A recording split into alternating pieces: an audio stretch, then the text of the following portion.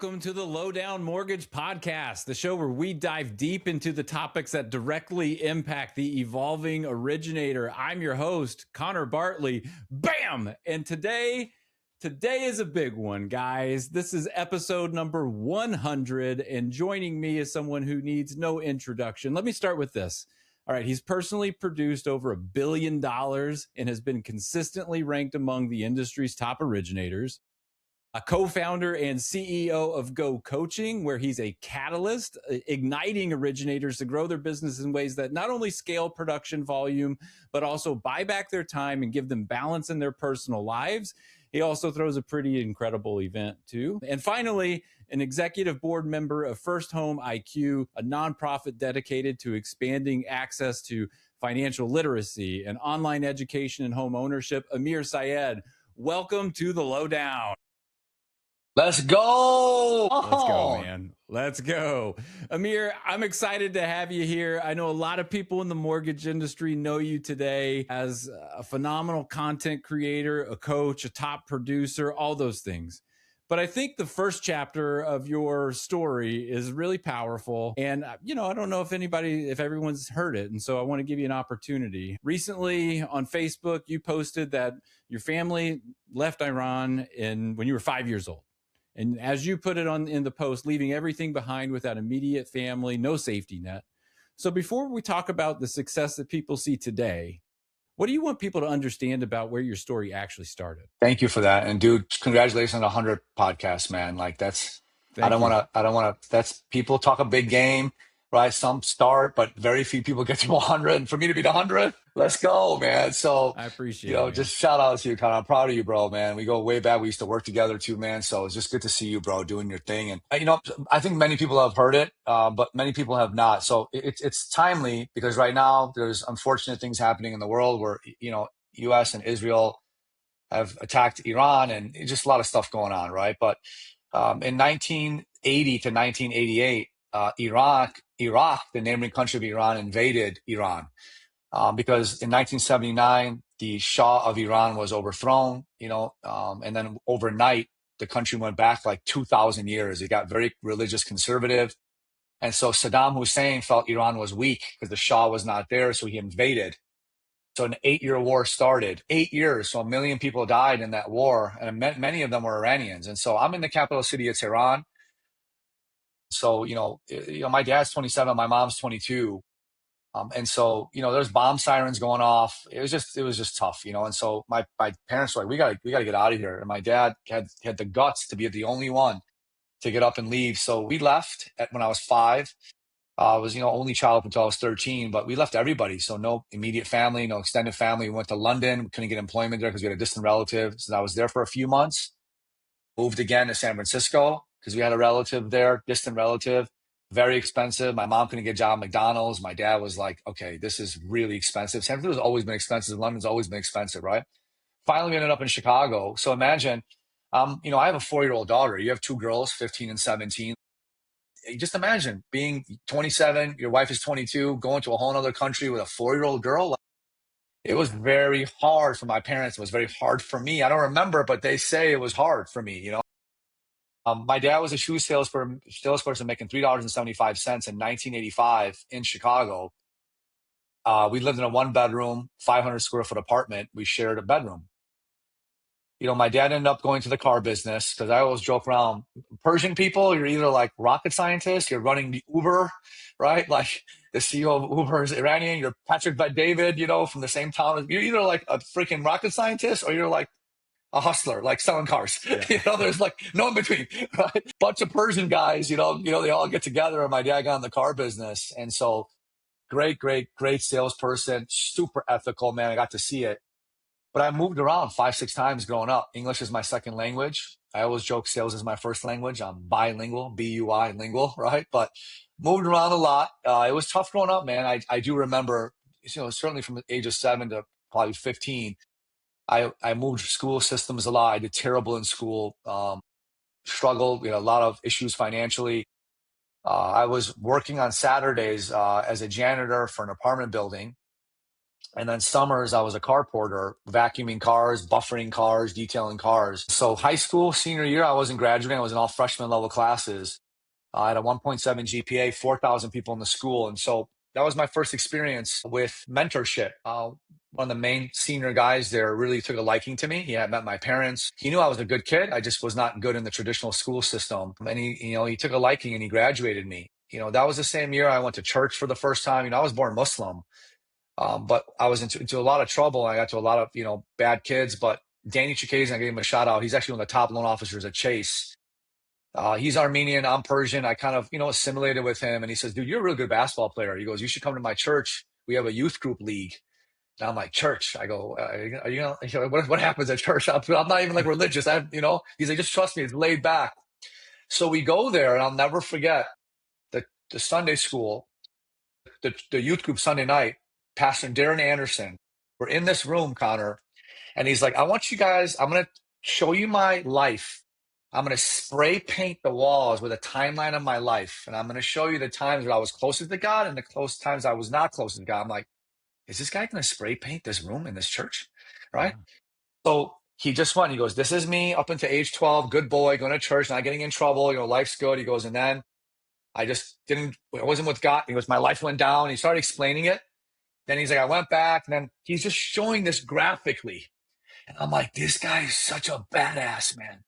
Right. And he explained like how God works, and forgiveness and all this. And dude, they treated me so good because for so long, I was always like the poor kid, the broke kid, like the Middle Eastern kid, and like I was always felt less than, but they took me in, dude.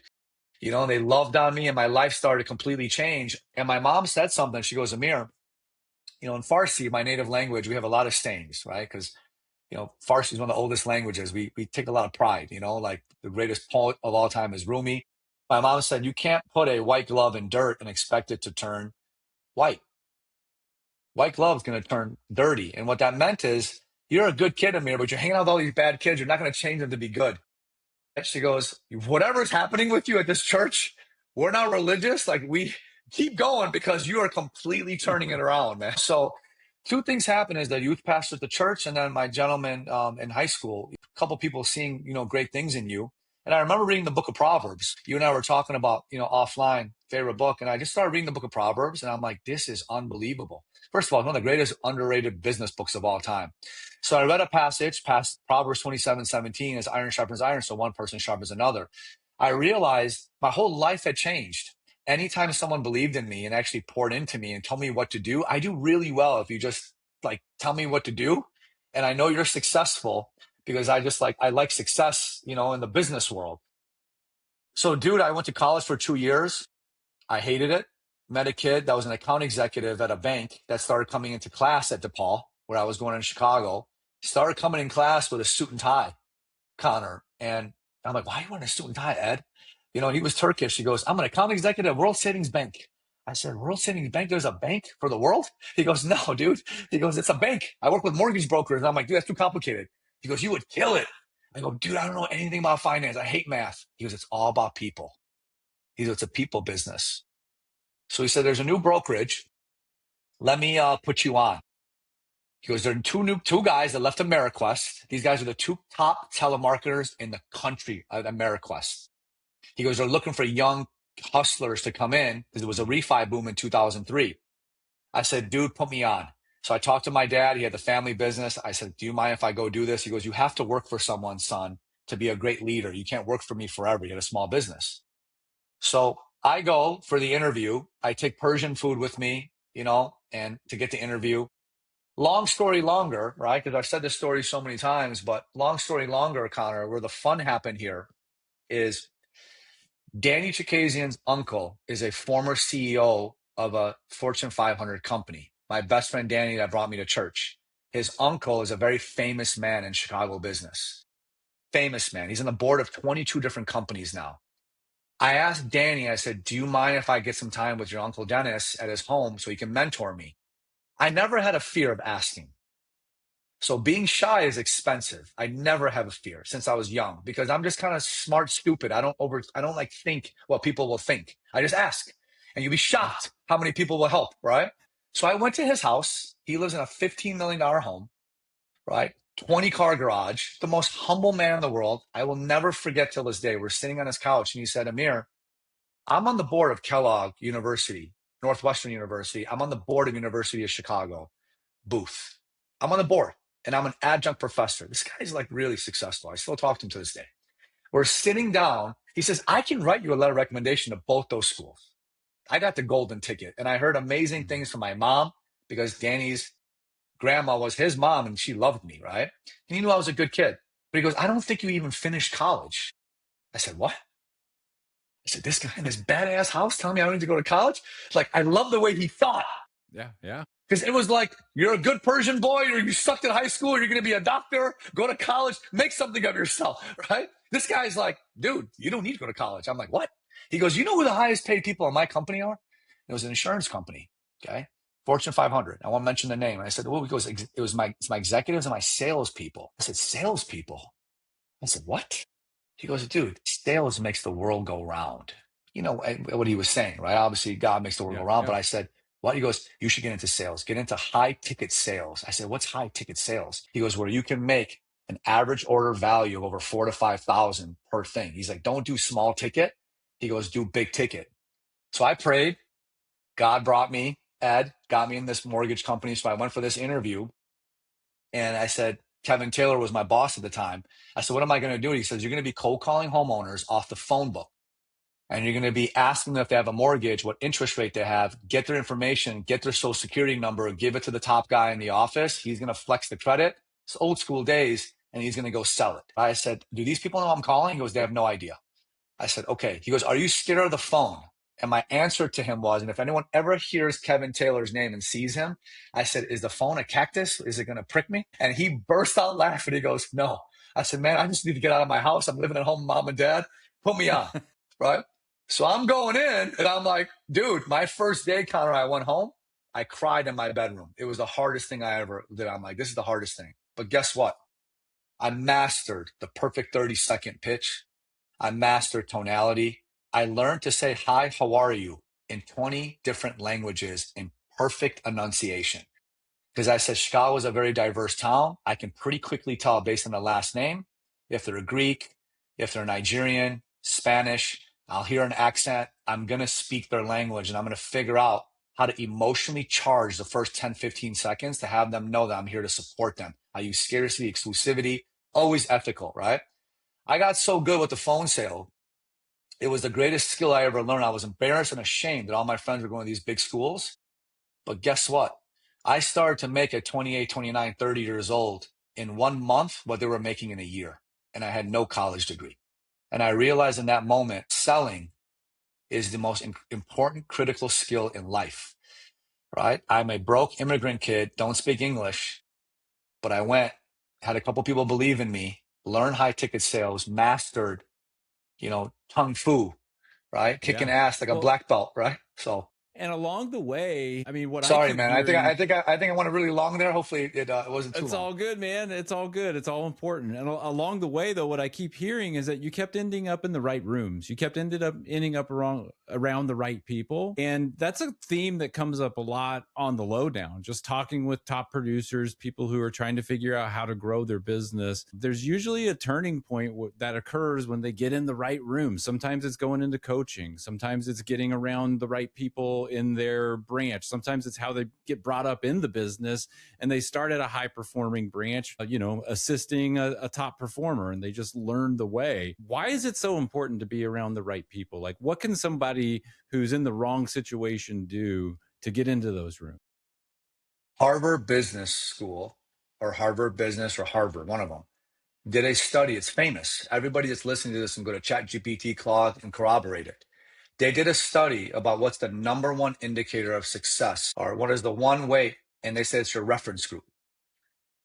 Right? It's literally the 5 to 10 people, right? And Tony Robbins is a famous saying, right? You average the 5 people you hang out with.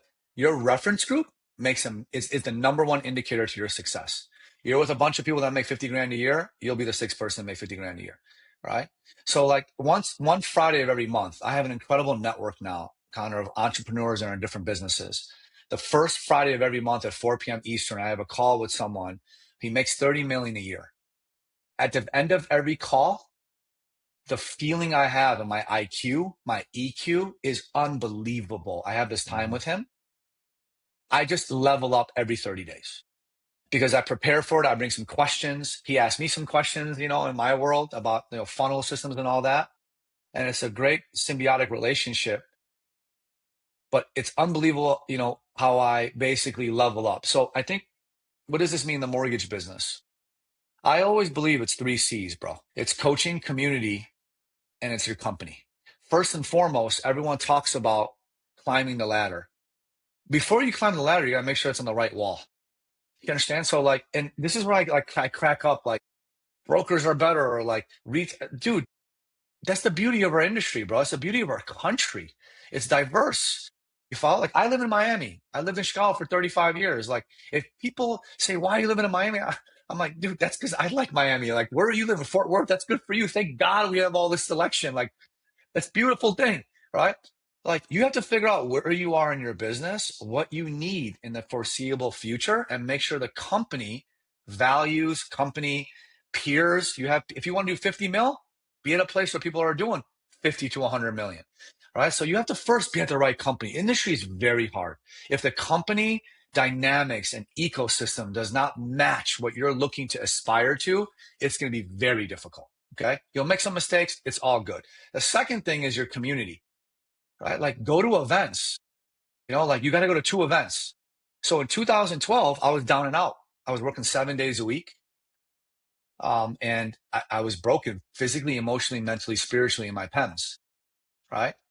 I'm like, I need to figure this out. I'm on an island by myself. I'm closing 4 or 5 units a month. I just went to Scottsdale on vacation with my now wife, former girlfriend, with vacation. 2 monitors in the room, like a dork. I haven't left all day. I'm like, what am I doing? Right?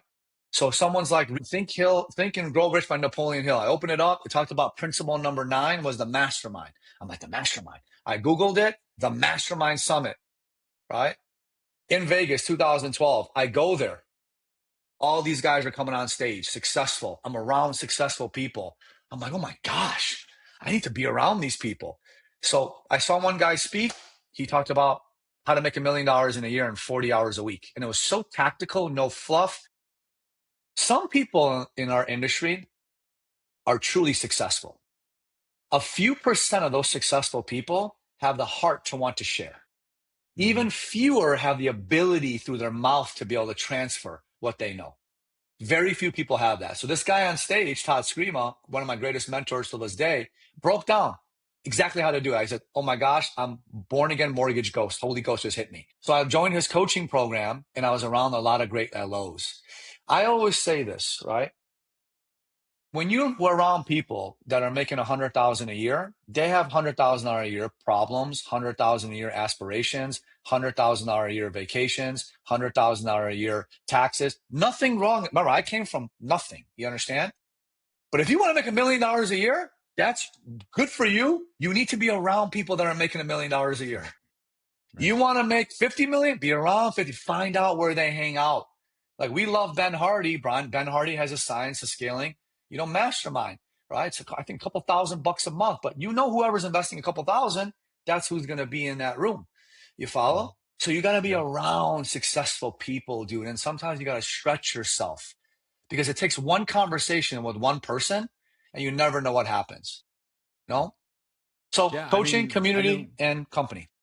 I know your coaching students have been reading 10X is easier than 2X. So shout out Benjamin Hardy, Dan Sullivan. And you're absolutely right. If you're a 10X person in a 2X world, it's not going to happen, right? You'll never get to that 10X, because the world is always going to try and drag you down, and you can't get away from that thinking. And so I love that call out of just being in the right rooms, getting in the right people. And something that has always impressed me about you, Amir, is your ability to attract guests from outside of the industry to your GrowthCon conferences. So let's talk about that for a second, because of course, Go Coaching, incredibly successful. I've talked to a lot of your students on the show. There's some really great people involved in that.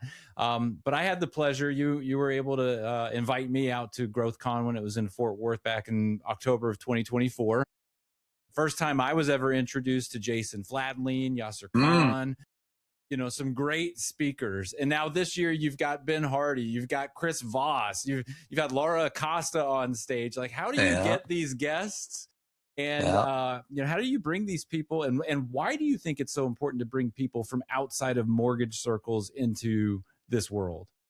Well, it was great to see you at that Fort Worth event. This is the number one event in mortgage. Okay. That's how much I believe in it because the event has a great fusion of external and internal insights. The event is highly entertaining, and there's no $10,000 mastermind that we pitch you at the end.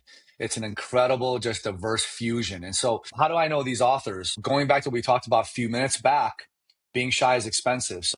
I read a book by the name of Mr. Schmooze by Richard Abraham. It's a famous book in the mortgage business, 100 pages long. Many people are listening to have heard of it.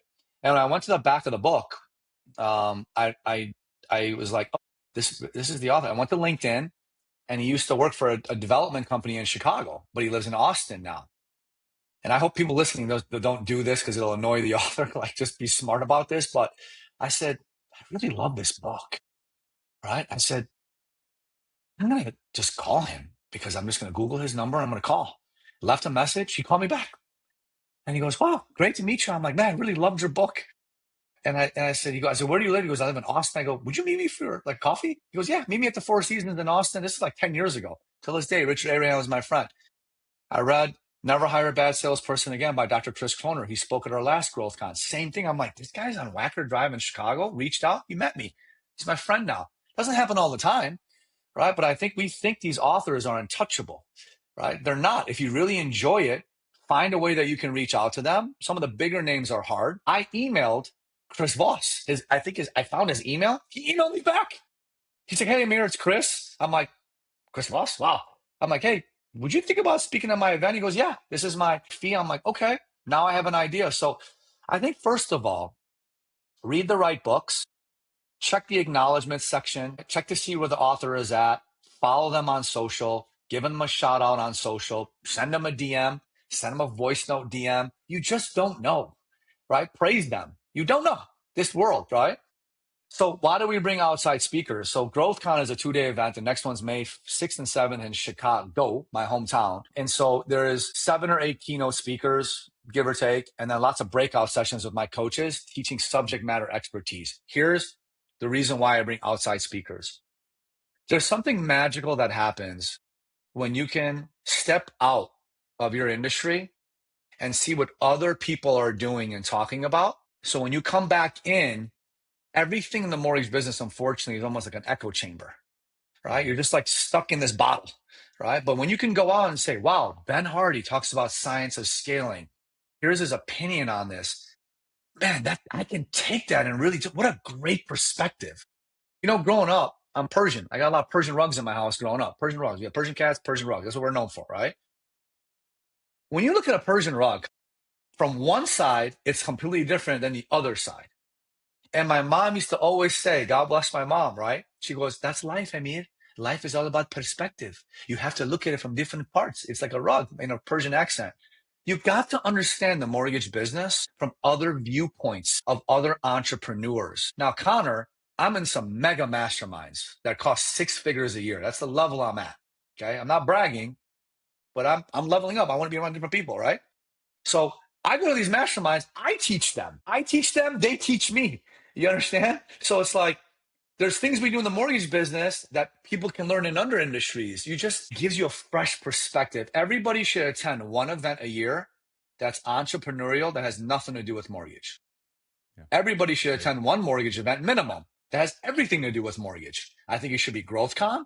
Maybe pick a couple other ones, and then find out in your local town near you where's an entrepreneurship event. It's amazing what you will learn. And what you'll find also is there's a lot of parallels. Like, dude, I do a lot of content. You know this, right? I'm at I think 50,000 on IG, like whatever, right? I didn't learn that from people in the mortgage business. Right. I learned how to copyright from people outside the mortgage business. I learned funneling from the best in the world outside the mortgage business. You understand? I learned how to do IG reels and hooks from nobody in the mortgage business. But I took the concepts of the mortgage business and use these practices from outside the mortgage business. This is why it's super important. Yeah, I love that. And I love the call out about attending events. I talk to a lot of people, just like your story, 2012, going to the Mastermind Summit. There's so many conversations I've had, and this is for the listeners, where that was a turning point for a lot of careers. Just going to, whether it was Mastermind or Sales Mastery or Growth Con, being in that room around that success with people who are excited about being in this industry and are there for the right reasons has been a catalyst for a lot of people in this industry. And so if you're listening, I hope you'll attend and take Amir's advice there. Now, Amir, you coach a lot of people. You help them grow their business. You've been a huge influence on this industry.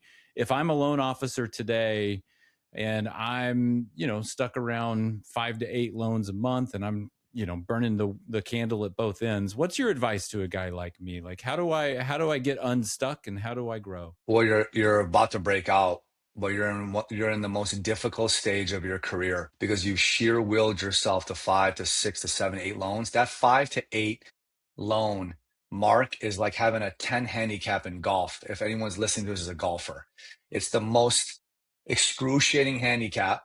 I know because I'm a 10. Is because you hit some unbelievable shots and then you hit some terrible shots. You just have no consistency in how you play, but you're good enough, but you're about to break out, right? So in a serious, explanation of this, what happens at 5 to 8 loans, because I've been there, okay, is you hit a pain line where it's all about how to create what the most important word in business is leverage. And what happens is you have a very hard time of letting go. And your skills around hiring people to offload LVTs, low value tasks. So you can have more emphasis on your HVTs, high value tasks. It's a skill now that you have to learn. How do I recruit, hire, train, develop, and multiply A players? Very few people have the skills to be able to interview people. Like, I'm the recruiting whisperer. At Go Coaching, they bring me the final interviews, and you should see how shocked people get, how I can read people and ask questions, because I have one of the most important skills in life, which is pattern recognition, because I've had reps.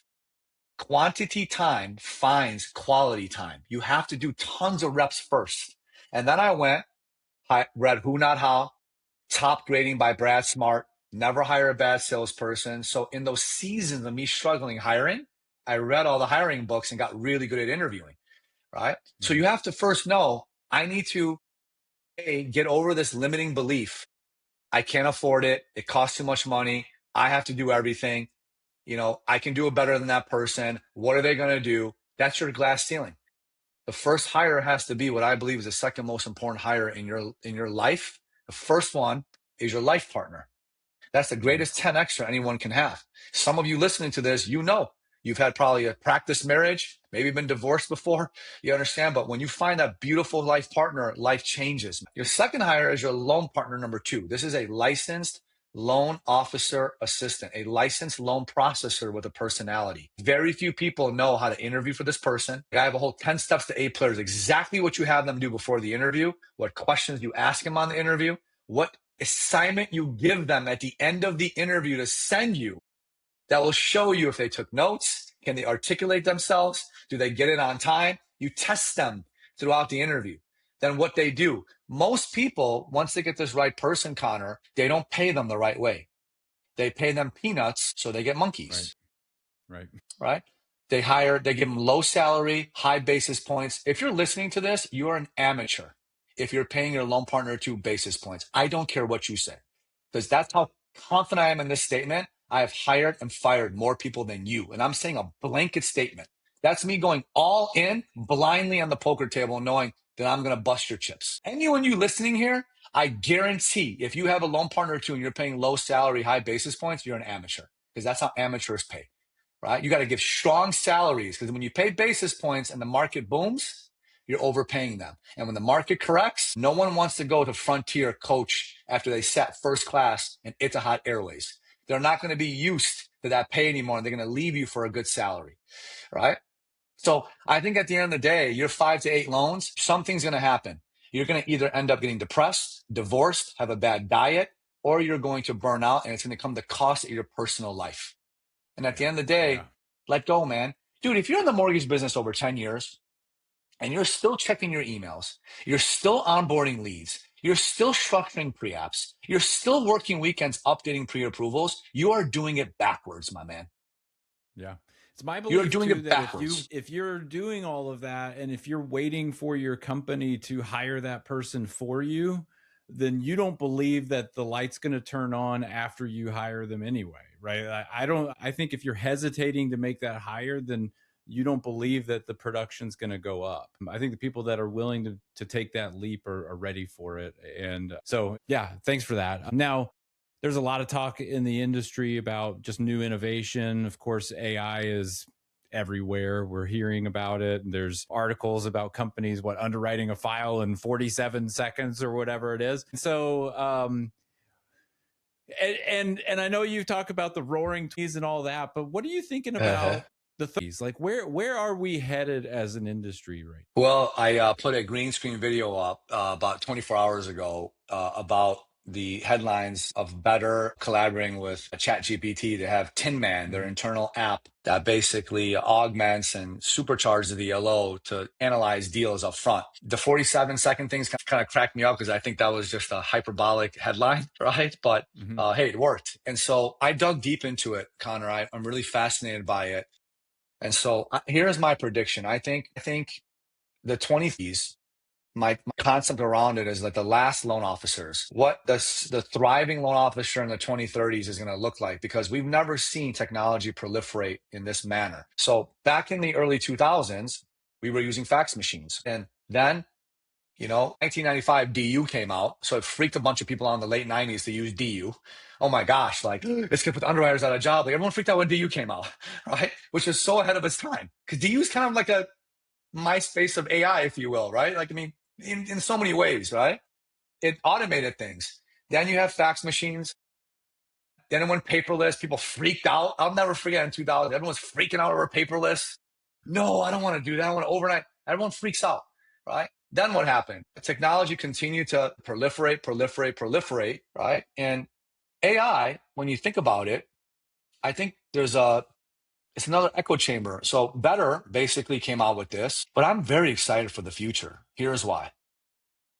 Every loan officer listening to this, they're gonna have to do five things, dude. Like in the past, it used to be SEO, right? SEO. The future is GEO, right? Generative Engine Optimization. The younger demographic is going to go to chat, Claude, put up two LEs in there, ask them, apples to apples, which one do you think I should go with, right?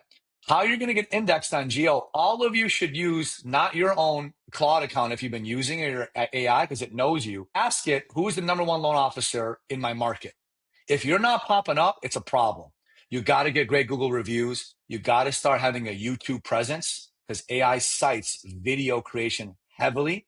You got to be on Reddit and Quora. All of you should be going to Reddit and Quora at least twice a week and answering questions in these places, right? Having your borrowers go and put anonymous posts about how amazing you are on Reddit. Reddit is the third highest search engine, dude.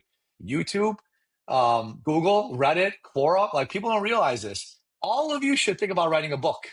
100-page book. It doesn't need to be a bestseller. It's the easiest it's ever been to write a book.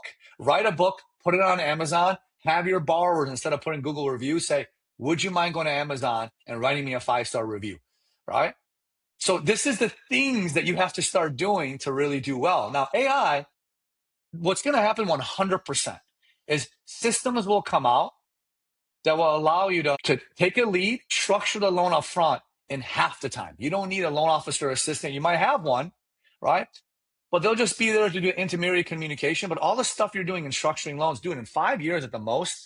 That's all going to be augmented. You will make less per loan if it's not a super niche product, but you will literally do 2 or 3 times more. And how you will win is your personal brand. I'm very excited, man. I'm very, very excited about it. Yeah, well, I know personal brand is something you teach a lot, and you've clearly done a great job of building your own. So, as we get up here to the end, I'm just curious, what is one piece of advice that you hear coaches give that you disagree with? Wow. I don't know what coaches say, but I don't really follow any of them, man. But I'd say if I had to guess, what they might say is, stick to the basics. If it ain't broke, don't fix it. I don't agree with that. I think if it ain't broke, break it anyway. Mm. I don't think the basics, really work. And so I get it. Some of it is tongue in cheek, but let me give you an example. Like how Go Coaching spawned, Connor, is exactly what we're talking about here. From 2016 to 2019, I funded in that 3-4 year period while running a $500 million branch, a combined somewhere around 300 or 400 million, about 70, 80 million every single year, right? I was a cold call kid. I think I'm the best cold caller in the country. Like I challenge anybody. I'm waiting to like challenge me, right? Let's get some lists and let's go. I'm UFC fighting when it comes to that. Who wants to battle me? Right? That's savage in me, right? Like I'll never get out of me. I started cold calling these agents and I'm like, does it have to be this hard? Right? Like I keep being told like, hey, pound the phone, smiling down. I'm like, wait a minute. I'm like sick with mine. You understand? I'm bilingual, B-U-I lingual, English and sales, like kung fu, black belt, like who wants to roll? I'm like, it doesn't need to be this hard. The basics of picking up the phone, like, no. I'm like, dude, social media. So every single day, just like I'm prolific now with loan officer content, from 16 to 19, every day was Facebook content for realtors. Every day. I just learned how to like, I have a bunch of Facebook groups. Realtors were on there. Facebook is like the high school rotunda for everybody. Like everybody starts in the high Right. school rotunda, all the badass kids, the smart kids, right? The professors. And then the bell rings. Smart kids go to YouTube. Professors go to LinkedIn. Cool kids go to Instagram. The freaking rejects, dumbass kids go to TikTok. And like everyone sees the rotunda. That's my analogy of it. You understand? So like I'm on Facebook and I'm like, oh my God, I have 2,000 realtor friends, Connor. I'm hearting and commenting on all their posts. I'm sliding in their DMs, no ask DMs. Sick listing. Dude, I love this, right? I'm going in Facebook realtor groups, 5,000, 10,000, 15,000. Every morning, I start with selling with my fingers, hearting and commenting, answering questions, right? Then I would pick up the phone and call them and they go, if anyone says, oh, hey, on a cold call, I got them. It's like they knew me. Yeah. I persuaded them. I'm like, damn, I'm seen before I'm known, liked, and trusted. Everyone keeps talking about being known, liked, and trusted. No. If you can persuade, so I read Robert Cialdini's Persuade. I'm like, oh my God, I'm seen before and after I'm known, liked, and trusted. Fame is an arbitrage in business. It's like they all know me. And I'm like, now my cold calling is way easier because when you make a call, you start off in a high state of tension and a low state of trust. It's the TTs, right? So what has to happen is when you persuade and market yourself in advance, trust is already pre-built. There's not that much tension. And I said, this is a cheat code, dude. Then I did an email newsletter, right? Every single Monday. This is before AI. I would go to Inman News, Connor, and I would see what's popping with realtors. I sit at my desk, Microsoft Word it. That's how I got good at copywriting. I would send it out to 100 realtors, BCC from my Outlook every Monday before I went into my power hour of calling them. I said, here's one business building tip. I would call, I would have a high pickup rate. I call something your value to connect ratio. Every time you connect, how much value are you giving? So I don't say I'm just following up. You will never experience me unless I've left you in a better position than you were when you interacted with me. You're going to feel happier with me. You're going to feel challenged with me. You might feel a little overwhelmed, but you'll be excited when you get off the call with me. You're going to be wiser, smarter, kinder. That's how I roll in every situation I go into. You understand, Connor? Now, so when I would call these agents, I already sent them an email in advance. I realized, my gosh, we're doing it wrong. The basics do not work, right? Like my stuff's working. I'm still doing 50, 60 million, but I'm breaking this because it's like I'm going to break it to build it back up. I challenge all of you listening to this. I would challenge everything you're doing today and figure out how can I make this even more impactful? Everything that I do. So when I get these Yeah. big producers that go, I coach some of the best, bro. Look what you did. Let me actually go back to you. You and I sat down on my counter. You want to get in front of ILOs? Do a podcast. Everybody has an invisible sign around their neck that says, make me feel important. So you call them and say, I want to highlight you and bring you on this podcast. Now they like you. Anyone's gonna like you when you have them talk about themselves, man. You follow me? You're Hey, different. I was just You're the gonna only say, recruiter I know that does it. yeah, I mean, I looked at the numbers last month. I made less cold calls in an entire month than I used to make in a week. Right? It's DMs, it's Instagram, it's meeting people where they are, and not in a place where they're on defense, taking a call that they don't want to take. Because when you're cold calling, you're going to call and ask them to do something that they don't want to do. And when you can come from a different place, a place where where you're known, liked, and trusted. I've seen it work for me. Yeah, absolutely. That's great advice. So Amir, I just want to say thank you. Like, thank you for joining the lowdown. Thank you for pushing me to do this podcast. I don't think without the nudge, this wouldn't exist, man. And so I appreciate you being a part of this and being a catalyst for this. And really, for anyone who's listening, if you got value from this episode, find Amir on social. I'll put the links in the notes, and just share your biggest takeaway. I hope you don't mind that, man, but I'm sure you'll appreciate it. Awesome. Well, I appreciate you, man. Thanks for being a part of this. But I'm gonna ask you a question, Connor, because you're always asking the questions. Shoot. Okay. Yeah, All right. go for it. So I know you're a San Antonio Spurs fan. Okay. Yeah. All right. So tell me. Okay. I'm going to ask you a little. We're going to have some fun on your podcast here. Okay. So we're gonna put the fun in funding. Okay. So Spurs, right? Their head coach was Greg Popovich, right? So who did Sean Elliott make that baseline three on? What team for the Spurs? Memorial Day Miracle? Oh, that was okay. The Portland Trailblazers, man. Let's go. This guy. Oh, man, you are a Spurs fan. On their way to their first championship in '99, the strike shortened season, Phil Jackson said he needed an asterisk for that. Get out of here, Phil. Yeah, exactly. No. Exactly. You still had to win the games. The games. What a shot, man. With the game winner. Yes. Yeah, man. That was phenomenal. Yeah, even in '99, I was a Spurs fan. This didn't just happen later in life after they started winning. Yeah. I went through the back injury, the David Robinson down years, right? I ran through the house screaming Twin Towers when they got the #1 pick. Well, I was watching the lottery. Yes, Duncan. I was watching them pull the ping pong balls, and I started running around the house. Twin Towers, baby, Twin Towers! Because I knew we were going to pick Duncan's. Yeah, anyway. Yeah. You see how you lit up, everybody? You see how he lit up? That's his thing right there. Something. I'm going to show you something real quick. This is something a friend of mine gave me yesterday. Wow. This is a Tim Duncan rookie. Now, it's not worth much, right? But it's funny because it's I didn't even know it existed. But if you look real close in the background, you'll see it says Philadelphia. So this is an error where they thought Philadelphia was going to get the #1 pick. Wow.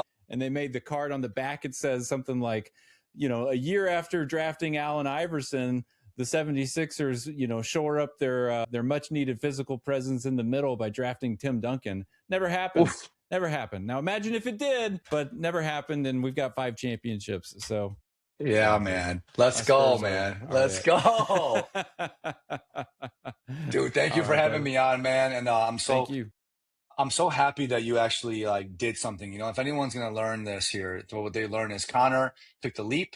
He started the podcast. He stayed consistent with it. And I want everyone to remember quantity time finds quality time. You got to do a lot of the reps at first. A lot of your guys' careers are like a 30-year AM.